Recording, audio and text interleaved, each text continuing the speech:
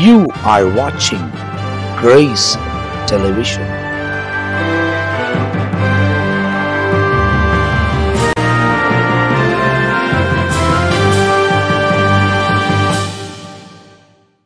ஆண்டவரும் அருமை இரட்சகராக இயேசு கிறிஸ்துவின் நாமத்தினால் உங்கள் யாவரையும் நான் அன்போடு கூட வாழ்த்துகிறேன். உங்களை வரவேற்கின்றேன். தேவனுடைய பெரிதான கிருபையால் சுவிசேஷம் என்ற இன்னொரு பகுதியில் உங்களை சந்திப்பதில் மிகவும் நாங்கள் சந்தோஷப்படுகிறோம்.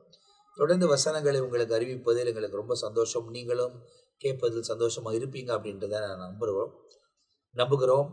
வசனங்களை வாசித்து அதன்படி நடப்பது ரொம்ப பாக்கியம். வசனத்தை கை கொண்டு நடங்கள். தேவன் உங்கள் வாழ்க்கையில் பெரிய காரியங்களை செய்வார். இந்த பகுதி போன பகுதியின் தொடர்ச்சியாய் தான் உங்களுக்கு வழங்கப்படுகிறது. போன பகுதியில் மத்தேயு எழுதின சுவிசேஷம் 24 அதிகாரம் 28 வசனம் வரை நாம் சுருக்கமாய் நேரம் கொடுக்கப்பட்டபடி தியானிச்சிருக்கிறோம். வசனங்கள் வாசிக்கப்பட்டிருக்கிறது. 29 வசனத்திலிருந்து 31 வசனம் வரை முதலாவது இந்த பகுதியில் நம்மத்தில் பிஷப் ரெவரண்ட் பெனியேசை அவர்கள் நமக்கு விளக்கி சொல்ல போகிறார்கள். கடந்த நிகழ்ச்சியில கடைசியாய் பிணம் எங்கேயோ அங்கே கழுகுகள் வந்து கூடும் என்ற ஒரு வார்த்தையோடு கூட முடித்தோம். ஆனால் அடுத்த வசனத்தை வாசிக்கும் போது அந்நாட்களில் உபத்திரவம் முடிந்தவுடனே என்று வசனத்திலே வாசிக்கிறோம். உபத்திரவம் முடிந்தவுடனே என்ற அந்த வார்த்தைக்கு ஒரு முக்கியமான ஒரு அர்த்தம் எப்படின்னு கேட்டா, உபத்திரம் 7 வருட உபத்திரம் இருக்கும். அப்போ அந்த 7 வருடத்துல உபத்திரம் 3 வருஷமும் மகா உத்திரம் 3 வருஷமும் இருக்கும் அப்படின்றது நமக்கு நன்றாக தெரியும். அப்போ அடுத்தபடியாக பகிரங்க வருகை குறித்து அங்கே வசனத்திலே நாம் வாசிக்கிறோம். அந்த வருகை எப்படி இருக்கும் என்று கேட்டால் மின்னலை போல என்று வசனத்திலே வாசித்தோம். அது மட்டுமல்ல, அப்படிக்க பல அழிவுகள் உண்டாகும். அடுத்த காரியம் என்னன்னு கேட்டா, காணக்கூடிய விதமாய் அந்த வருகை இருக்கும். எல்லாரும் காணக்கூடிய விதமாய் அந்த வருகை இருக்கும் என்று சொல்லி 29 31 வசனத்திலே வாசிக்கிறோம். அது மட்டுமல்ல, அப்படிக்கு அடுத்து அவருடைய வருகை வெளிச்சத்தோடும் அக்கினியோடும் என்று சொல்லி வசனத்திலே நான் வாசிக்க முடியும். மிகுந்த பிரகாசத்தோடு கூட வெளிச்சத்தோடு கூட வருவார். அடுத்தபடியாக வைராக்கியத்தோடும் கோபத்தோடும் அவர் வெளிப்படுவார். அடுத்தபடியாக வல்லமையோடும் மகிமையோடும் கூட அவர் வெளிப்படுவார். அதை குறித்து மத்தேயு 24 அதிகாரத்தில் 29 31 வசனம் வரையிலும் வாசிக்க முடிகிறது. அடுத்தபடியாக பரிசுத்தவான்களோடும் தூதரோடும் கூட வருவார் என்று சொல்லப்பட்டிருக்கிறது. அதற்கு அடுத்து மேகங்களின் நடுவே அவர் வருவார் என்று சொல்லப்பட்டிருக்கிறது. அடுத்தபடியாக நியாயாதிபதியாகவும் ராஜாவாகவும் அவர் வெளிப்படுவார் என்று சொல்லி இங்கே தெளிவாய் சொல்லப்பட்டிருக்கிறது. அப்படி என்றால் இந்த ஏறக்குரிய 4 வசனத்திலே குறிப்பாய் அவருடைய பகிரங்க வருகை குறித்து தெளிவாய் அங்கே சொல்லப்பட்டிருக்கிறதாக நாம் வசனத்திலே வாசிக்கின்றோம். அது மட்டுமல்ல, அப்படிக்கு மேகங்கள் மேல் வருவதை பூமியில் உள்ள சகல கோத்திரத்தாரும் கண்டு புலம்புவார்கள் என்ற அந்த வேத வசனத்தின்படி 30வது வசனத்தில் இருக்க அந்த வேத வசனத்தின்படி பூமியில் இருக்க எல்லா சகல ஜனங்களும் காண்பார்கள் என்று சொல்லி அங்கே வசனத்திலே வாசிக்கின்றோம். அடுத்தபடியாக 31வது வசனம், வலுவாய் தொனிக்கும் எக்கால சத்தத்தோடு அவர் தமது தூதர்களை அனுப்புவார். அப்போ அனுப்பப்படுகிறது முதலாவது எதுன்னு கேட்டா, எக்கால சத்தத்தோடு முதலாவது வருகிறவர்கள் தூதர்கள் வருவார்கள். அவர்கள் அவரால் தெரிந்து கொள்ளப்பட்டவர்களை வானத்தின் ஒரு முனை முதற்கொண்டு மறுமுனை மட்டும் 4 திசையிலும் இருந்து கூட்டி சேர்ப்பார்கள். அப்போ அந்த உபத்திரவ காலம் எல்லாம் முடிந்த பிறகு அங்க எல்லாரையும் ஒன்னா கூட்டிட்டு இங்க பூமிக்கு வருகிறதாக நாம் வசனத்திலே வாசிக்கின்றோம். அப்படி என்றால் இந்த 29 31 வசனம் வரையில் அந்த 3 வசனத்திலே ஆண்டவருடைய பகிரங்க வருகை குறித்து சொல்லப்பட்டிருக்குது. அப்படி என்றால் அந்த பகிரங்க வருகையில நாம் காணப்பட வேண்டும். அதற்கு முன்பாகவே சபை எடுத்துக்கொள்ளப்படுகிறது. சபை எடுத்துக்கொள்ளப்பட்டு 7 வருடம் வானத்திலே நாம் இருக்க போகிறோம்.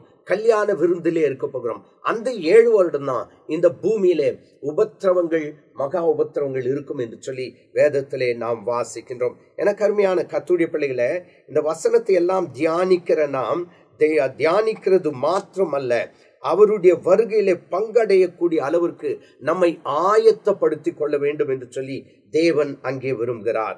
அந்த நாட்களில் உபத்திரம் முடிந்தவுடனே சூரியன் அந்தகாரப்படும், சந்திரன் ஒளியை கொடாதிருக்கும், நட்சத்திரங்கள் வானத்திலிருந்து விழும், வானத்தின் சத்துவங்கள் அசைக்கப்படும் என்ற வேத வசனத்தை நாம் 29வது வசனத்திலே வாசிக்கின்றோம். அது எப்போது நடக்கிறது என்று சொன்னால், அந்த பகிரங்க வருகை நாட்களில் அப்பேற்பட்ட ஒரு அசைவோடு கூட, வல்லமையோடு கூட, பராக்கிரமத்தோடு கூட ஆண்டவராகிய இயேசு கிறிஸ்து வரப்போகிறார். அவர் வருகிறார் என்று சொன்னால் அவரை சந்திக்க நாம் ஆயத்தப்படுகிறது மட்டுமல்ல, அவர் வருகையில அவரோடு கூட நாம் என்ன செய்ய போறோம்? வரப்போகிறோம். அதற்கு முன்னாடி ஆயத்தமாயிரும். ஆயத்தமான பிறகு எடுத்துக்கொள்ளப்படுகிறோம். மத்தியாகத்தில் ஆண்டவரோடு கூட இருக்கிறோம். திரும்ப வருகிற அந்த சம்பவம் தான் 29 31வது வசனம் வரையிலும் சொல்லப்பட்டிருக்குது.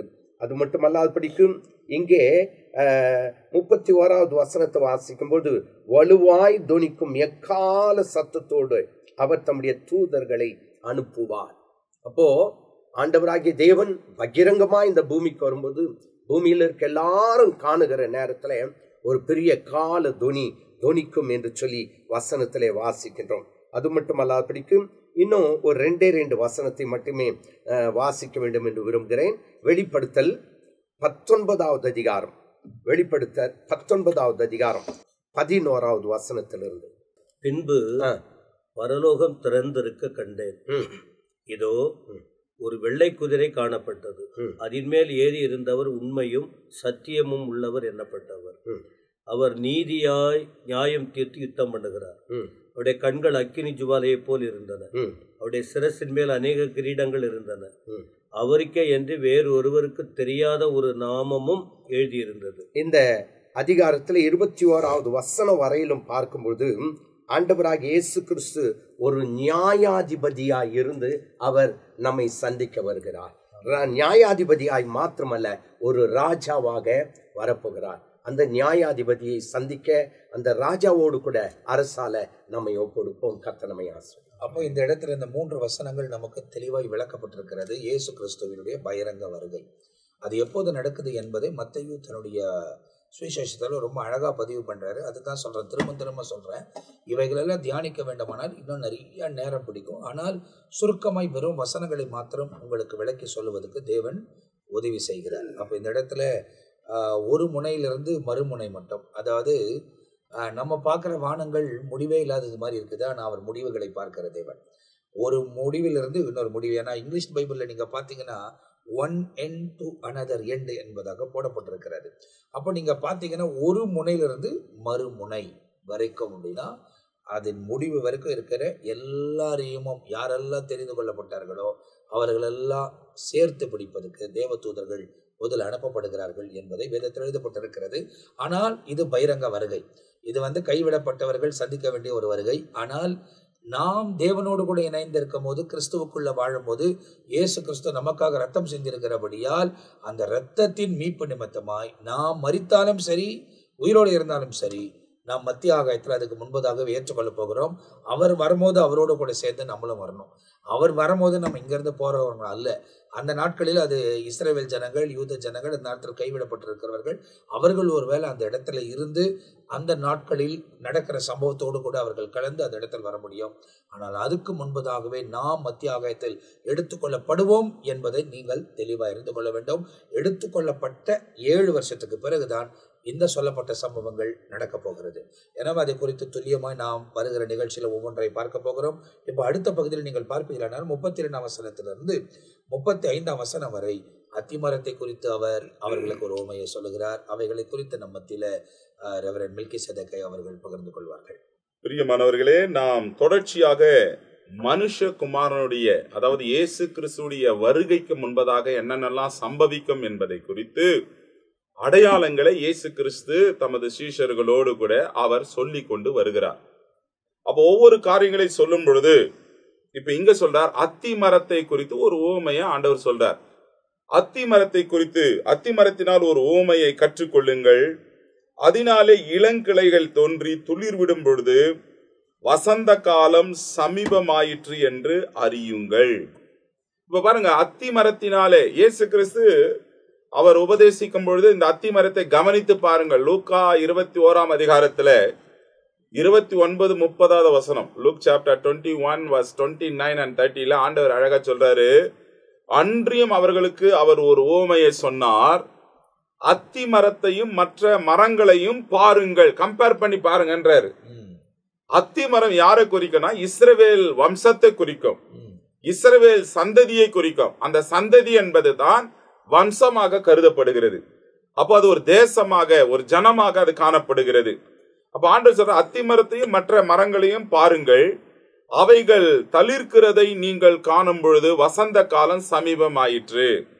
இத நம்ம கேத்தலிக் பைபிள்ல பார்க்கும் பொழுது, மேலும் அவர் அவர்களுக்கு சொன்ன ஊமையாவது, அத்தி மரத்தையும் மற்ற மரங்களையும் பாருங்கள், அவைகள் தளிர்ப்பதை பார்க்கும் பொழுது இதோ கோடை காலம் அண்மையில் உள்ளது என்று அறிந்து கொள்ளுங்கள். சம்மர் சீசன், கோடை காலம் அப்படின்னா வசந்த காலம். இப்போ மற்ற மரங்களுக்கு இந்த மரங்களுக்கு ஒரு வித்தியாசம் இருக்கிறதை வேதத்துல நம்ம பார்க்கிறோம். ஆண்டவர் அதே காரியங்களை சொல்லும் பொழுது கூட மார்க் 13ஆம் அதிகாரத்துல 28-29 வசனங்கள், அத்தி மரத்தினால் ஒரு ஊமையை கற்றுக்கொள்ளுங்கள், அதனாலே இளங்கிளைகள் தோன்றி துளிர் விடும் பொழுது வசந்த காலம் சமீபமாயிற்று என்று அறியுங்கள். வசந்த காலம் அவருடைய வருகை, அந்த துளிர் விடும் பொழுது இயேசு கிறிஸ்துடைய வருகை சமீபமா இருக்கிறது, வாசல் அருகே வந்து நின்று கொண்டிருக்கிறார் என்பதை அறியுங்கள் என்பதை ஆண்டவர் அத்தி மரத்தினாலே அந்த காரியங்களை சொல்லுகிறார். அப்படியே நீங்கள் சம்பவிப்பதை நீங்கள் காணும் பொழுது அவர் சமீபமாய் வாசல் அருகே வந்திருக்கிறார் என்று அறியுங்கள். பாருங்க 29ஆம் வசனத்துல அழகா ஆண்டவர் சொல்ற. அப்போ இந்த இடத்துல நம்ம பார்க்கும் பொழுது, அப்படியே இவைகள் எல்லாம் நீங்கள் காணும் பொழுது அவர் சமீபமாய் வாசல் அருகே வந்திருக்கிறார் என்று அறியுங்கள். இயேசு அவருடைய வருகை மிக சமீபமாய் இருக்கிறது என்பதை நீங்கள் அறிந்து கொள்ளுங்கள் என்று 33ஆவது வசனத்துல. இப்ப 34ஆம் வசனத்துல பார்க்கும் பொழுது, இவைகள் எல்லாம் சம்பவிக்கும் முன்னே இந்த சந்ததி ஒழிந்து போகாது என்று மெய்யாகவே உங்களுக்கு சொல்லுகிறேன். இப்ப இவைகள் எல்லாம் சம்பவிக்கும் முன்னே எப்படின்னா, இந்த பதத்துல சொல்லப்பட்ட எல்லாம் அடையாளங்கள், எல்லா காரியங்கள் எல்லாம் சம்பவிக்கும் முன்னே இந்த சந்ததி என்று மொழிபெயர்க்கப்பட்ட வார்த்தை கிரேக்க பதத்துல சந்ததி என்று வார்த்தை பார்க்கிறோம். இன்னொரு வார்த்தை வம்சம். அப்படின்னு சொன்னா இஸ்ரவேல் வம்சமும் யூதர்களும் அழிக்கப்பட மாட்டார்கள் என்பது இது பொருள். ஒருத்தரும் இன்னைக்கு நம்ம இஸ்ரேல் தேசத்துக்கு பாக்குறோம், மற்ற என்னென்னலாம் நடக்குது, ஒரு சிறிய தேசமா இருந்தாலும் உலகத்துக்கே சவால் கொடுக்கிற ஒரு வம்சமாக தீர்க்கதரிசனத்தை நிறைவேறுதல், இது நிறைவேறுவ வரைக்கும் அவங்களை ஒன்னம் பண்ண முடியாது. இதுதான் ஆண்டவர் இங்க மென்ஷன் பண்றார். அப்போ பாருங்க, இயேசு கிறிஸ்து பேசிய அந்த காலகட்டத்துல அந்த சந்ததிகள், இப்போ 27ஆம் வசனத்துல இதே அதிகாரத்துல 27-28 மின்னல் கிழக்கத்திலிருந்து தோன்றி மேற்கு வரைக்கும் பிரகாசிக்கும், அப்பொழுதுதான் அவருடைய வருகை இருக்கும் அப்படின்னா ரிமைண்ட் பண்ணிட்டே இருக்கிறார். கடைசி காலத்துல என்ன நடக்கும், இதுல இருந்து அது வரைக்கும் கிழக்குல இருந்து மேற்கு வரைக்கும் மின்னல் பிரகாசிக்கும், அப்பதான் மனுஷகுமாரனுடைய வருகையும் இருக்கும். தெசலோனிக்கேல நம்ம பார்க்கிறோம், வானத்துல ஒரு பெரிய எக்கால சத்தம் உண்டாகும், மேகங்களுடனே அவர் வரப்போகிறார், எப்படி போனாரோ அப்படியே வருவார். அப்போஸ்தலர்ல கலிலேய மனுஷர் எப்படி உங்கள் கண்களுக்கு முன்பாக போனாரோ இந்த இயேசு அப்படியே வருவார். அப்போ தீர்க்க தரிசனமாக நுணுக்கமாக ஆண்டவர் சொல்லுகிறார். இதை நம்ம பார்க்கும் பொழுது இந்த சந்ததி ஒழியாது. ஆண்டவர் சொன்னாரு, இன்னைக்கும் அப்பத்துல இருந்தே என்னென்னவோ பண்றாங்க, யூத குலத்தை அழிக்கணும், வம்சத்தை சந்ததி அழிக்கணும்னு, தேசத்தை அழிக்கணும்னு. கர்த்தர் அவர்கள் பக்கத்தில் இருக்கிறார் என்பதை இந்த வசனங்கள் காட்டுகிறது. இது கடைசி காலம் வரைக்கும் இது சம்பவிக்கும் என்று வசனம் சொல்லுகிறது. அதனால்தான் 35ஆவது வசனத்துல ஆண்டவர் சொல்ற, வானமும் பூமியும் ஒழிந்து போயிடும், என் வார்த்தைகள் ஒருபோதும் ஒழிந்து போவதில்லை. நம்ம 5ஆம் அதிகாரத்துல, மத்திய 5ஆம் அதிகாரத்துல 18ஆம் வசனத்துல இந்த வார்த்தையை ஆண்டவர் சொல்றார், வானமும் பூமியும் ஒழிந்து போனாலும் நியாய பிரமாணத்தில் எல்லாம் நிறைவேறும் அளவும், நியாய பிரமாணம் வேத வாக்கியம் நிறைவேறும் அளவும் அதில் ஒரு சிறு எழுத்தாகிலும் ஒரு எழுத்தின் உறுப்பாகிலும் ஒழிந்து போகாது என்று மெய்யாகவே உங்களுக்கு சொல்லுகிறேன்.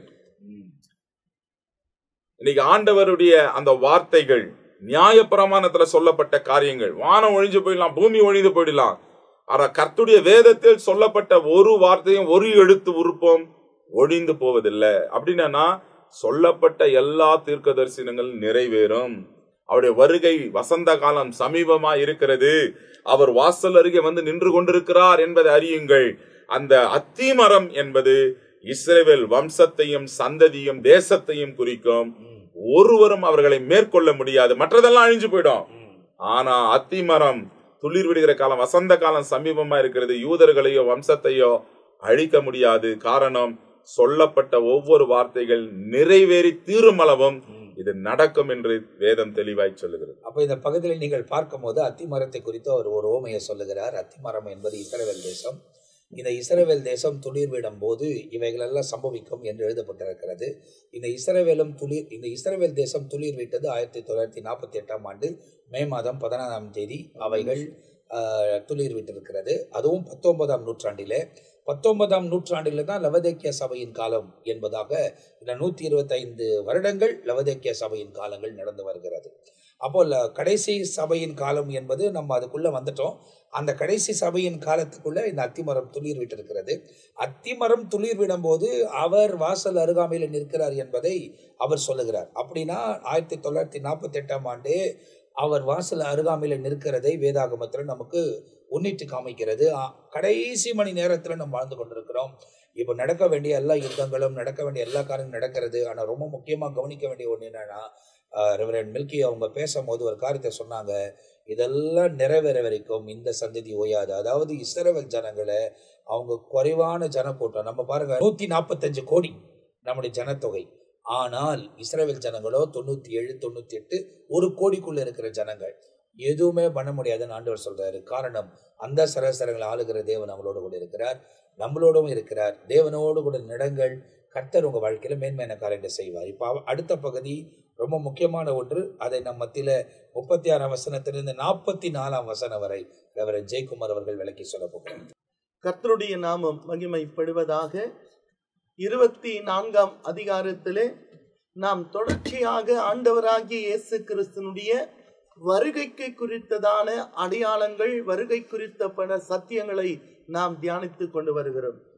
36 44 வரை நாம் நிதானமாக வாசித்து பார்த்தால், மனுஷகுமாரனாகிய இயேசு கிறிஸ்து வருகைக்கு நாம் ஆயத்தமாய் இருக்க வேண்டும் என்பதை குறித்து மையமாக வைத்து ஆண்டவர் தன்னுடைய வாய்மொழியாக ஒரு சத்தியத்தை சொல்லி இருக்கிறார். 33ஆம் வசனத்தை வாசித்து பார்க்கும் பொழுது, அப்படி இவைகள் எல்லாம் நீங்கள் காணும் பொழுது அவர் சமீபமாய் வாசல் அருகிலே வந்திருக்கிறார்.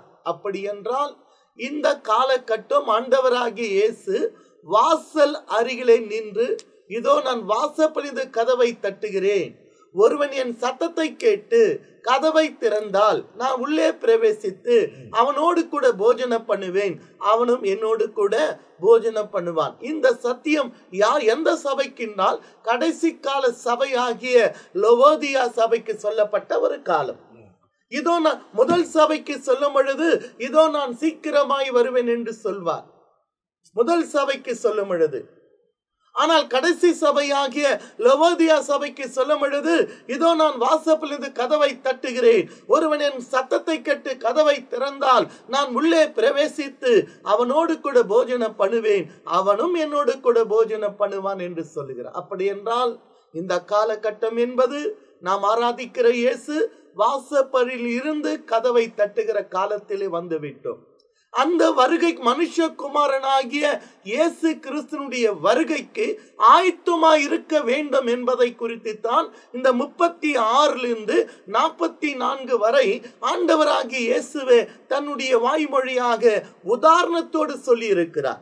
36ஆம் வசனத்தை வாசித்து பார்க்கும் பொழுது, அந்த நாள், அந்த நேரம் என் பிதா தவிர ஒருவனும் மற்ற ஒருவனும் அறியான், பரலோகத்தில் இருக்கிற தூதர்களும் அறியார்கள். பாருங்க, அந்த ஒரு வசனத்தை மையமாக வைத்துத்தான், 36ஆம் வசனத்தை மையமாக வைத்துத்தான் 44 வரை விளக்கி ஆண்டவர் சொல்லி இருக்கிறார். அந்த நாள் எந்த நாள் யாருக்குமே தெரியாது.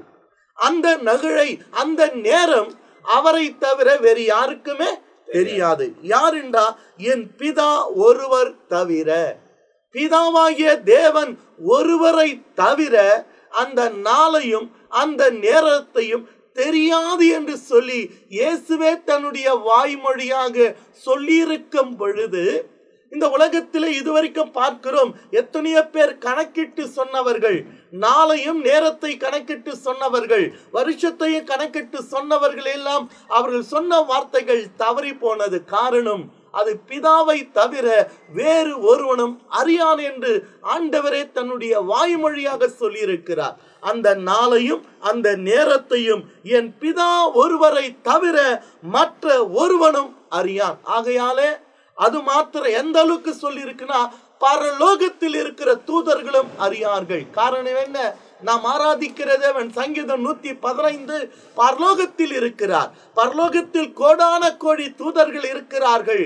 பரலோகத்தில் இருக்கிற தூதர்கள் கூட அது வருகை குறித்த நாளைய நேரத்தை சொல்ல முடியாது. அப்படி இருக்கும் பொழுது நாம் எப்படி கணக்கிட்டு இன்னைக்கு வராரு நாளைக்கு வராரு, உலகத்தில் நடக்கிற சம்பவத்தை வைத்து அவர் இந்த வந்து விடுவார் என்று சொல்லி மக்களை வஞ்சிப்பது நியாயமான சத்தியம் அல்ல.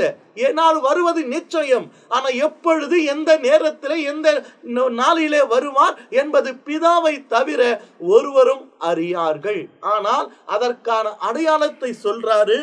நோவாவின் காலத்தில் நடந்ததை போல எப்படி நடந்ததோ அப்படியே மனுஷகுமாரன் வரும் பொழுதும் நடக்கும். நோவாவின் காலத்தில் நோவாவின் காலத்தில் என்ன நடந்தது? அது அப்படி எப்படியோ அப்படியே மனுஷகுமாரோட காலத்திலே நடக்கும். நோவாவின் காலத்தில் என்ன நடந்துச்சா? 38 சொல்லுது, எப்படி எனில் ஜல பிரயாணத்துக்கு முன்னான காலத்தில், முன்னான காலத்தில் அப்படின்னா ஜல பிரயாணம் வருவதற்கு முன்னான காலத்திலும் நோவா பேழைக்குள் பிரவேசிக்கிற வரைக்கும். அப்போ என்ன நடந்துச்சுன்னு சொன்னா அவரே சொல்றாரு, ஜனங்கள் புசித்தும் குடித்தும் பெண் கொண்டும் பெண் கொடுத்தும் இருந்தாங்க. அப்போ உலகத்துக்குரிய வாழ்க்கை தான் அவர்கள் வாழ்ந்தார்களை தவிர அந்த ஜலப்பிரளயம் வரப்போகிறது 120 ஆண்டுகள் நோவா பிரசங்கித்தார் என்று சொல்லப்படுகிறது. அந்த வரப்போகிற இந்த அழிவிந்து தப்பித்துக் கொள்ள அவர்கள் கண்ணால கண்டார்கள், பேழையை செய்தார். பேழைக்குள் பிரவேசித்தான் மீட்கப்படும் என்று, இந்த பூமி அழிக்கப்படும் என்று நோவா ஏறக்குறைய 120 ஆண்டுகள் பிரசங்கித்தும் அவங்க பூமிக்குரியதான காரியத்தை குடித்தும் புசித்தும் புசித்தும் குடித்தும் பெண் கொண்டும் பெண் கொடுத்தும் வாழ்ந்தார்களை தவிர அவர்கள் பேழைக்குள் பிரவேசிப்பதற்கும் மனம் திரும்பது வாழ்க்கை வாழல. அடுத்து சொல்றாரு, ஜல பிரயாணம் வந்து அனைவரும் வாரிக்கொண்டு போகும் மட்டும் உணராதிருந்தார்கள். அப்போ ஏன் அவங்க செய்யறாங்கன்னு சொன்னா, ஏன் புசித்தும் குடித்தும் அவர்கள் பெண் கொண்டு பெண் கொடுத்து உணராது இருக்கிறாங்க. அதை போல மனுஷகுமாரனுடைய நாட்களிலும் இந்த காலகட்டம் உணராதிருக்கிற காலகட்டம். ஏன்? எத்தனையோ திருச்சபைகள், எத்தனையோ டினாமினேஷன்ல வருகை என்பது இல்லை என்று பிரசங்கிக்கிற காலத்தில் இருக்கிறோம். எத்தனையோ பிரசங்கியார்கள், எத்தனையோ திருச்சபையிலே வருகை என்பது ஒன்று இல்லை, பரலோகம் ஒன்று இல்லை, நரகம் ஒன்று இல்லை என்று, எல்லாமே இதுதான் பூமி தான் என்று பிரசங்கிக்கிற காலத்தில் உணராது இருக்கிறார்கள். உணராமல் இருக்கிறதுனால தான் குடித்தா புசித்தா போதும், பெண் எடுத்து பெண் கொண்டா போதும், உலகத்தில் வாழ்கிற வாழ்க்கைத்தான் எல்லாம் என்று உணராதபடி கிறிஸ்து இயேசு வருவார் என்ற உணர்வு இல்லாமல் மனம் போன போக்கிலே வாழ்ந்து கொண்டிருக்கிறார்கள். ஆகையால் தான் இயேசு தன்னுடைய வாழ்க்கை, தன்னுடைய வாய்மொழியாக சொன்னார், நோவாவின் காலத்தில் நடந்ததை போல மனுஷகுமாருடைய நாட்களிலும் நடக்கும். அடுத்து சொல்றாரு, அப்பொழுது 2 பேர் வயலில் இருப்பார்கள், ஒருவன் ஏற்றுக்கொள்ளப்படுவான், ஒருவன் கைவிட. அப்படின்னா யாரு? வருகையில் ஆயத்தமா இருக்கிறவர்கள் எடுத்துக்கொள்ளப்படுவார்கள், ஒருவர் கைவிடப்படுவார். இன்னொருத்தர் 2 ஸ்திரீகள் ஏந்திர அரைத்து கொண்டிருப்பார்கள், ஒருத்தி ஏற்றுக்கொள்ளப்படுவாள், ஒருத்தி அப்படின்னா என்ன? யாரு ஆயத்தமா இருக்கிறவர்கள் எடுத்துக்கொள்ளப்படுவார்கள், ஆயத்தம் இல்லாமல் கைவிடப்படுவாங்க. அதனால் தான் ஆண்டவர் சொன்னாரு 42ஆம் வசனம், உங்கள் ஆண்டவர் இன்ன நாள்களிலே அவர் வருவார் என்று நீங்கள் அறியாது இருக்கிறபடினால் என்ன செய்யுங்க? விழித்திருங்கள் என்று சொல்லார். ஆண்டவர் எங்கு பார்த்தாலும் விழித்திருங்க நம்மை சொல்வதற்காக. ஆகையால் இனி சம்பவிக்க போகிற இவைகளுக்கெல்லாம் நீங்கள் தப்பி மனுஷகுமாரனுக்கு வருகைக்கு மனுஷகுமாருக்கு முன்பாக நிற்கிற பாத்திரவான்கள் எனப்படுவதற்கு எப்போது விழித்திருந்து ஜெபம் பண்ணுங்க. விழித்திருங்கள் என்று ஆண்டவர் எத்தனை இடத்திலே விழித்திருங்க என்று சொல்லி இருக்க. காரணம் என்ன? விழிப்பு என்ற நம்முடைய வாழ்க்கையில ஒன்று இல்லை என்றால் நாம் கைவிடப்படுவோம். இந்த விழிப்பு என்பது நாம் ஆராதிக்கிற தேவன் வருவார். வருகைக்கான விழிப்பு இருக்கணும், வருகைக்கான உணர்வு இருக்கணும், வருகைக்கான ஜீவியம் இருக்கணும், வருகைக்கான ரட்சிப்பு இருக்கணும், அந்த விழிப்பு இருக்கணும். விழிப்பு இல்லாம மனம் பிடித்தோம் குசித்தோம் பெண் எடுத்தோம் பெண் கொண்டு வாழ்கிற வாழ்க்கை தான் இந்த உலக வாழ்க்கை அல்ல. இந்த உலகத்துக்கு பின் நித்திய வாழ்க்கை ஒன்று உண்டு என்பதற்காக நமக்குள்ள ஒரு விழிப்பு இருக்கணும். அந்த விழிப்பை தான் ஆண்டவர் சொல்றாரு, அவர் வருகையிலே நீங்கள் என்ன செய்யுங்க? விழித்திருங்க. அடுத்த வசனம், திருடன் இன்ன ஜாமத்தில் வருவான் என்று வீட்டு எஜமான் அறிந்திருந்தால். ஒரு திருடன் இந்த நேரத்தில் வருவான் என்று வீட்டினுடைய எஜமான் அறிந்திருந்தால் அந்த எஜமான் என்ன செய்வானா? அவன் விழித்திருந்து தன் வீட்டை விட்டார் என்று அறிவீர்களா? அப்ப திருடாம அவன் விழித்திருந்து பாதுகாப்பான் என்று நீங்க அறிவீங்களா? ஆனா மனுஷகுமாரனாகிய இயேசுவோ எந்த நேரத்தில் வருவார் நமக்கு தெரியாது. அதனால் சொல்றார், நீங்கள் நினையாத நாழிகையிலே மனுஷகுமாரன் வருவார், ஆதலால் நீங்களும் ஆயத்தமாயிருங்க. அப்ப இந்த வசனம் நமக்கு மனுஷகுமாரனாகிய இயேசு எந்த நாள் எந்த நேரத்தில் எப்போது வருவார் யாருக்குமே தெரியாது, பிதாவை தவிர.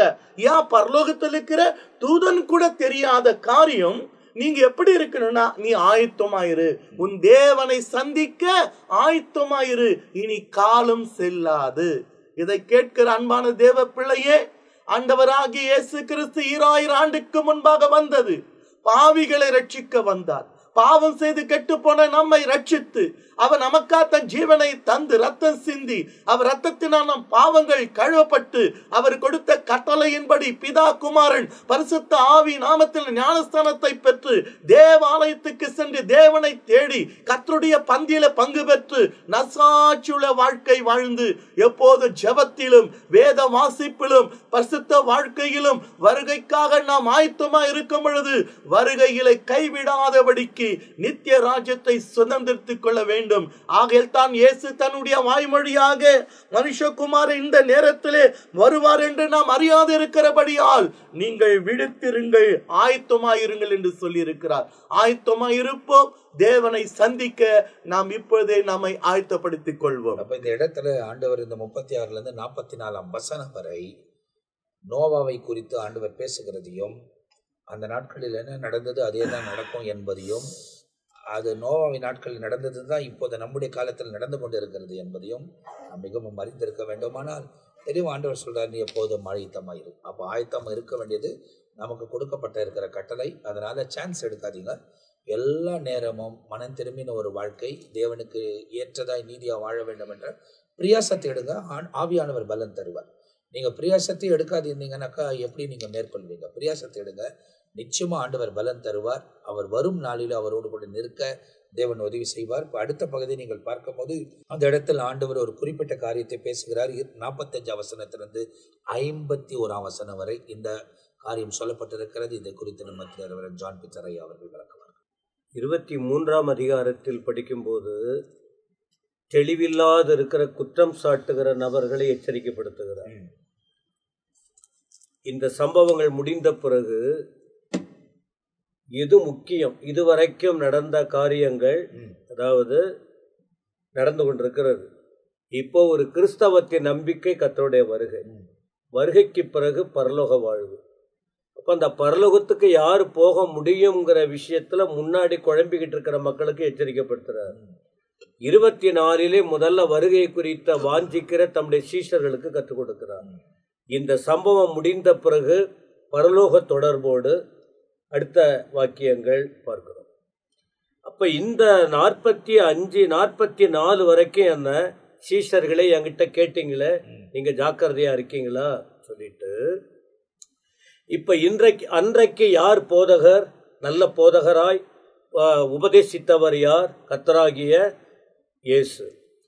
இப்ப அடுத்து இந்த உபதேசத்தை கொடுக்கக்கூடிய ஊழியர்களாய் மாறக்கூடியவர்கள் யார்? அவரிடத்துல கேட்டதான சீஷர்கள். இப்ப இந்த சீஷர்கள் தெளிவடைய ஒரு ஓமையாக இந்த வார்த்தையை வெளிப்படுத்துகிறார். ஓமை, ஒரு ஓமையாக ஒரு காரியத்தை வெளிப்படுத்துறார். என்ன வெளிப்படுத்துறார்? இதற்குள்ள இருக்கிற விஷயம் என்ன தெரியுமா? ஒரு உண்மையான போதகன், ஒரு பொய்யான ஆள், ஒரு உண்மையான ஊழியக்காரர், ஒரு பொய்யான ஊழியக்காரர். இவர்கள் பொறுப்பில் உண்மையா இருக்காங்களா? ஊழியர்கள் நடுவில் யார் இருக்காங்க? ஜனங்கள் இருக்காங்க. இப்ப இந்த ஜனங்களை எப்படி நடத்த போறாங்க? உண்மையுள்ள ஊழியன், பொய்யான ஊழியன், இதன் நடுவிலே ஜனங்கள் இருக்காங்க. இந்த ஜனங்களை எப்படி எப்படி இவங்க நடத்துறாங்க? இவங்க நல்லபடியா நடத்தினா இவர்களுக்கு கிடைக்கும் மேன்மை என்ன? இவர்கள் பொறுப்பை உணராம தவறா நடத்தினால் இவர்கள் முடிவு என்ன? இதுதான் இந்த ஓமையின் கருத்து. இப்ப நாம் அந்த குறிப்பிடப்பட்டது 45 வருகையை பற்றி சொன்ன பிறகு, ஏற்ற வேளையில் தன் வேலைக்காரனுக்கு போஜனம் கொடுத்து அவர்களை விசாரிக்கும்படி எஜமான் வைத்த உண்மையும் விவேகமும் உள்ள ஊழியக்காரன் யார்? ஆண்டவர் ஒரு கேள்வி கேட்கிறார். ஓமை மூலமா சொல்ற வார்த்தை இது. அப்போ ஒரு உண்மை விவேகம் உள்ள ஊழியக்காரன் அப்படின்னா இவன் என்ன செய்யணும்னா ஒரு எஜமான ஒப்பிடுறார். எஜமான் யார்? நம்முடைய தேவன் தான் எஜமான். அவர் தான் பிதாவாகிய தேவனை சொல்லலாம், ஆண்டவராகிய இயேசுவை சொல்லலாம், பொறுப்பாளர் அவரு. இப்ப இவர் பொறுப்பாய் நியமிக்கப்பட்ட ஒருவர், பூமியில ஒருவர் நியமிக்கப்படுகிறார். யாரு அப்படின்னா, இப்ப சபைக்கு இப்ப இந்த வருகை எதுக்கு வரப்போகிறது? முதல் வருகையே யாருக்காக? சபைக்காக. அப்ப இது சபையை ஒட்டி உள்ளதான சத்தியம் இந்த வசனங்கள்ல இருக்கு. சபையை நடத்துறவங்க எப்படி இருக்கணும்? இந்த சபைக்கு எஜமான் அல்லது சபைக்கு தலை யாரு? கர்த்தராகிய இயேசு கிறிஸ்து. இந்த கர்த்தராகிய இயேசு கிறிஸ்து எஜமானாக வேலைக்காரர்களை நியமிக்கிறாரு. இந்த சபையாகிய தோட்டத்தை ஜனங்களை நடத்தக்கூடிய இந்த இதுல இருக்கிறவங்க எப்படி இருக்கணும் அப்படின்னு ஒரு வார்த்தை குறிப்பிட்டு சொல்லுகிறார். ஏற்ற வேளையில் ஆகாரம் கொடுக்கிறவங்க. அப்ப என்ன, ஒரு சபையில் நியமிக்கப்பட்ட அழைக்கப்பட்ட ஊழியர்கள் என்ன செய்யணும்? ஒரு வீடு எடுத்துக்கொண்டால் வீட்டில் பொறுப்பா இருக்கிறவங்க என்ன செய்யணும்? அந்த சூழ்நிலை அறிந்து, தகப்பன் கண்டிப்பா வெளி வேலைக்கு போயிடுவார், தாய் தான் குடும்பத்தை கவனித்து நல்ல ஆகாரத்தை ஏற்ற வேளையில் கொடுக்கணும். குழந்தைய கூட வைத்து கொள்ளுங்க, அந்தந்த வேலைக்கு அதுக்கு ஆகாரம் கொடுக்கலன்னா அந்த குழந்தை பலமா இருக்காது, பலவீனம் அடைந்து போய்விடும். அப்போ அதை போல திருச்சபையில் போஜனம் என்பது தெய்வீக சத்தியம், ஆண்டுடைய வார்த்தை. ஊழியக்காரர்கள் என்ன பண்ணும்?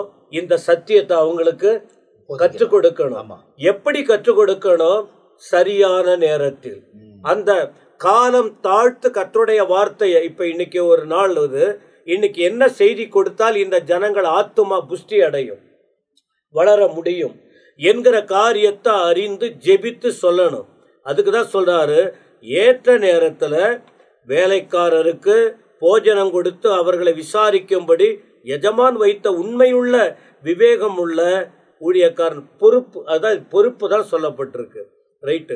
அப்ப இத குறித்து உண்மை விவேகமா இருந்தா அவங்களுக்கு என்ன பலன் கிடைக்கும்னு மத்தேயு 25:21 ஒரு வார்த்தை இருக்கு. உண்மையா இருந்தா, ஆண்டவர் பரலோகத்தை பற்றி சொல்லும் போது, உன் பொறுப்புல நீ உண்மையா இருந்தீன்னா உனக்கு கொடுக்கப்பட்ட வார்த்தையை ஏற்ற அவங்களுக்கு பங்கிட்டு கொடுத்த அவங்க ஆத்துமா பலனுக்காக நீ செஞ்சேன்னா உனக்கு ஒரு உண்மையும் உத்தமம் உள்ள ஊழியக்காரனே அப்படின்ட்டு பரலோக வாழ்வை ஒப்பிட்டு அங்க ஆண்டவர் அடுத்த அதிகாரத்தில் குறிப்பிடுகிறார். அது ஒண்ணு. 46ஆம் வசனத்துல சரி, எஜமான் வரும்போது அப்படி செய்கிறவனாக காணப்படுகிற ஊழியக்காரனே பாக்கியவான். அப்ப எஜமான் வரப்போறாரு, அப்ப எஜமான் வராருன்னா எஜமான் எங்க? வேற ஒரு இடத்துல இருக்கிறார். அந்த எஜமான் எங்க இருக்கிறாருங்கிறத தான் 24 வசனத்தின் விளக்கத்தை அதுல மேல படிச்சுக்கிட்டு இருக்கிறோம். எஜமான் எங்க இருக்காரு, வரப்போறாருன்னு. அப்ப அந்த பொறுப்புல உண்மையா இருந்தால் அவர்கள் யாரு? ஆசீர்வதிக்கப்பட்டவர்கள். சபையில பொறுப்பா இருக்கிறவங்க உண்மையா இருக்க வேண்டும். அழைப்பில் உண்மை, பொறுப்பில் உண்மை. 47 தன் ஆஸ்திகள் எல்லாவற்றின் மேலும் அவனை விசாரணைக்காரனாக வைப்பான் என்று மெய்யாகவே உங்களுக்கு சொல்லுகிறேன். இதே 25, 21 மத்திய 25, 24 சொல்றாரு, உன்னை அநேகத்தில் அதிகாரியாய் வைப்பேன். ஏன் தெரியுமா? நீ கொஞ்சத்தில் உண்மையா இருந்த. உன் ஊழியத்துல, உன் சபையில, உன்னை வைக்கப்பட்ட நீ இடத்துல கொஞ்சத்துல உண்மையா இருந்தால் அநேகத்துல அதிகாரியாய். அதை தான் இங்க 47 சொல்லுகிறார். நீ இதுல உண்மையா இருந்தீன்னா நீ இன்னும் மேல வருவேன்னு. 48 அந்த ஊழியக்காரனோ பொல்லாதவனாயிருந்து என் ஆண்டவன் வர நாள் செல்லும் என்று தன் உள்ளத்திலே சொல்லிக்கொண்டு தன் உடன் வேலைக்காரரை அடிக்க தொடங்கி வெறியருடைய புசிக்கவும் குடிக்கவும் தலையிட்டால். அப்படின்னா ஊழியத்துல பொறுப்புல உண்மை இல்லாவிட்டால், பொறுப்புல உண்மை இல்லாதவன் என்ன பண்ணுவான்? தனக்கு முன்னால இருக்கிறவள கவனிக்க மாட்டாங்க. ஏற்ற நேரத்தில் தேவ வார்த்தையை சொல்ல மாட்டாங்க. உலகத்துக்குட்பட்ட காரியத்துல கவனத்தை செலுத்த ஆரம்பிச்சிருவாங்க. தங்களுக்குட்பட்ட தங்கள் உயர்வு, தங்கள் சுயநலம் அவங்களுக்கும் ஆண்டவர் கொடுக்கிறாரு. உண்மையா இருந்தா உயர்வு, அதிகாரம், ஆசீர்வாதம்.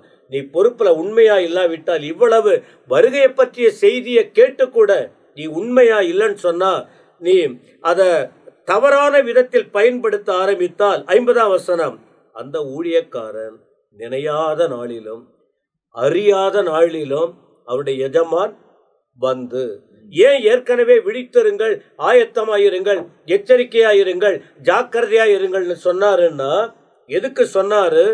அந்த நாட்கள் முடிகிற ஒரு நாள் வரப்போது, எஜமான் வரப்போறார், ஆண்டவர் இயேசு வரப்போகிறார் சொல்லிட்டு எஜமான் வருவார். 51 அவனை கடினமாய் தண்டித்து மாயக்காரரோட அவனுக்கு பங்கை நியமிப்பான் அப்படின்னு இருக்கு. அப்போ தேவனுடைய காரியத்துல ரட்சிக்கப்பட்டவர்கள், கர்த்தருக்காக வாழக்கூடியவங்க, விசுவாசிகளா இருக்கட்டும், ஊழியர்களா இருக்கட்டும், அவர்களுக்கு பொறுப்பு கொடுக்கப்பட்டிருக்கு. பொறுப்புல உண்மையாகவும் இருக்கலாம், உண்மை இல்லாமலும் இருக்கலாம். உண்மை இல்லாமல் வாழ்ந்தால் அதற்குரிய பிரதிபலன் அவர்களுக்கு உண்டு. உண்மையா இருந்தால் அந்த உண்மை அன்னைக்குமே மேல வர முடியும் சொல்லிட்டு தான் சொல்றாரு. அப்போ உண்மையற்றவன் என்ன பண்ணுவான்? அழுகையும் பற்கடிப்பும் தண்டனை. இதான் வருகையில் நீ ஜாக்கிரதையா இல்லைன்னா கடைசியில அழுகை பற்கடிப்புன்னு சொல்லும் போது நரக வாழ்வை தான் கொடுக்க. அழுகை பற்கடிப்பு என்ன? ஒரு அவனுக்கு கொடுக்கப்படுகிற தண்டனையை கொடுக்கிறது. அப்ப உண்மையா இருந்தால் அழுகை அல்ல, பற்கடிப்பு அல்ல, ஆனந்த பாக்கியம். அந்த விஷயத்தை தான் 25 தெளிவா பார்க்கிறோம். இடது பக்கம் உள்ளவன் யாரு? உண்மையற்றவன். வலது பக்கம் யாரு? உண்மை உள்ளவன். உண்மையுள்ளவன் எங்க இருப்பான்? உண்மையற்றவன் எங்க இருப்பான்னு. எனவே வருகையை ஒட்டி படித்து இந்த ஓமையை சொல்றது, இவ்வளவு சத்தியத்தை நீங்கள் கேட்டோம், உலகத்தை பிடிச்சிக்காதீங்க, அழைப்புல உண்மையா இருங்க, உங்களுக்கு கொடுக்கப்பட்ட பொறுப்பை நிறைவேற்றுங்க, ஆத்தும ஆதாயம் செய்யுங்க, ஜனங்களை ஓனாய் போல பட்சிக்காதீங்க, தெளிவான சத்தியத்தை சொல்லி வருகைக்கு ஆயத்தப்படுத்துங்க. அழுகையும் பற்கடிப்பும் உள்ள இடத்துக்கு போகாம பரலோக மகிழ்ச்சி அடைவதற்கு தான் இந்த போதனை உறுதிப்படுத்தி சொல்லப்படுகிறது. அப்ப 24ஆம் அதிகாரம் 51 வசனங்களும் 2 பகுதியாக நமக்கு தியானிக்கப்பட்டிருக்கிறது. இது பெரிய பகுதிகள், நிறைய காரியங்கள் பேச தோன்றினாலும் சுருக்கமான முறையில் இந்த வசனங்கள் உங்களுக்கு விதிக்கப்பட்டிருக்கிறது. இந்த வசனங்களை கேட்குற நீங்கள் தொடர்ந்து அந்த வசனத்தை நீங்களும் வாசித்து பாருங்கள், ஆயத்தப்படுத்திக் கொள்ளுங்கள். அவர் சீக்கிரமாய் வரப்போகிறார். கடைசி மணி நேரத்தில் நின்று கொண்டிருக்கிறோம். பல காரியங்கள் நம்முடைய காலங்களில் நடந்து கொண்டிருக்கிறது. அப்படிப்பட்ட இந்த நேரத்தில் தேவனோடு இணைந்திருக்கும் போது தேவன் உங்கள் வாழ்க்கையில் மேன்மையான காரியங்கள் செய்வார். அடுத்த பகுதியோட நாம் அடுத்த எபிசோட்ல சந்திக்க போகிறோம் 25ஆம் அதிகாரத்திலிருந்து.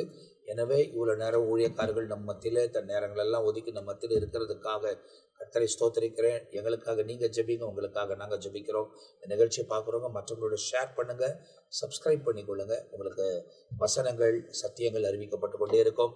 வசனத்துல உங்களை நீங்கள் உறுதிப்படுத்திக் கொள்ளுங்கள். தேவன் உங்க வாழ்க்கையில மேன்மையான காரியங்களை செய்வார். அடுத்த பகுதியில் சந்திக்கிற வரை தற்போது நாங்கள் எல்லாரும் உங்ககிட்ட விடைபெறுகிறோம். கர்த்தர் உங்களை ஆசீர்வதிப்பாராக. ஆமென்.